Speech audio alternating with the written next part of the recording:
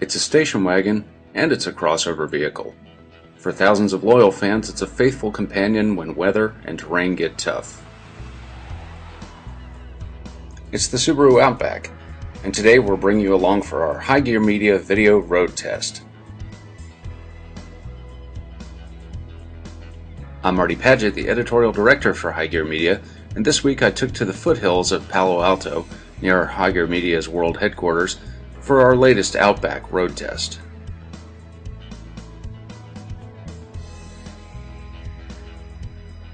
Now, you don't have to be the shaman of your drum circle or live under blizzard warnings 9 months of the year to understand why the Outback's so popular. It sits in the middle of the midsize crossover class, but it's almost a class of one since it's virtually the only vehicle of its kind to come with standard all-wheel drive. It has plenty of ground clearance, and priced from $24,000 for the base model, the Outback rises to about $32,000 model for the top versions. On paper, it competes with everything from the Toyota Venza to the Jeep Grand Cherokee to the Ford Edge and Nissan Murano. Talk about your crowded playing field.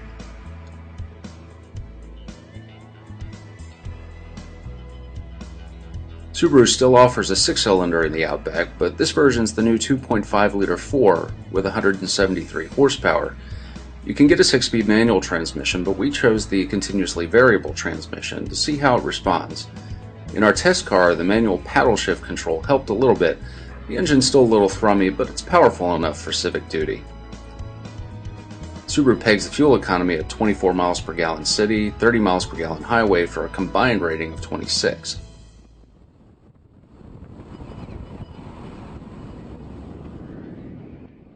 Now, Subarus tend to feel light and car-like because flat engines lower their center of gravity.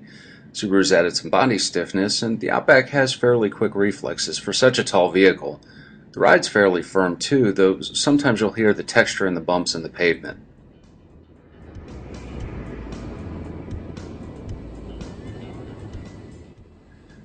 All-wheel drive and 8.7 inches of ground clearance help the Outback off-road, but on-road the system is pretty sophisticated. It can split traction from the front to the back by the millisecond. The Outback feels confident on pavement too.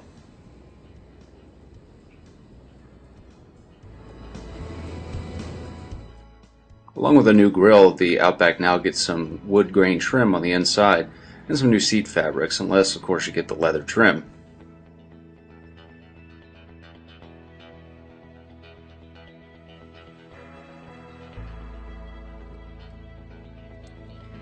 The Outback's front seats have good support. They could use a little bit more cushion under the legs, but headroom and legroom are good.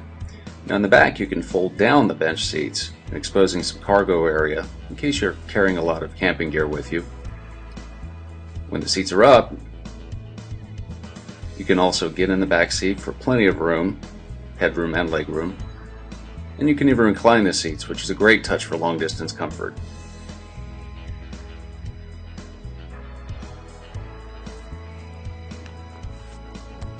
The Outback's pretty all-weather friendly inside too. For the cargo area, you can get a rubberized liner, and there's a small cargo tray underneath for items that you want to keep out of sight.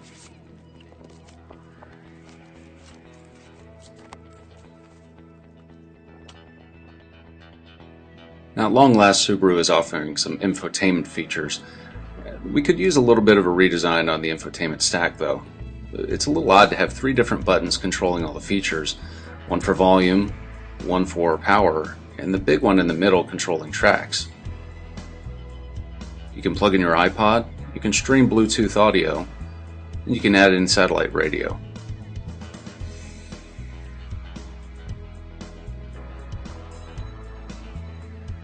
So what's the bottom line with the Subaru Outback? Well, if you like your crossover vehicles to have more than the usual amount of all-weather capability, there's not much that can cruise alongside it.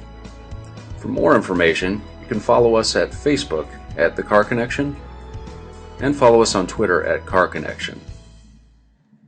I'm Marty Paget for High Gear Media. Thanks for joining us.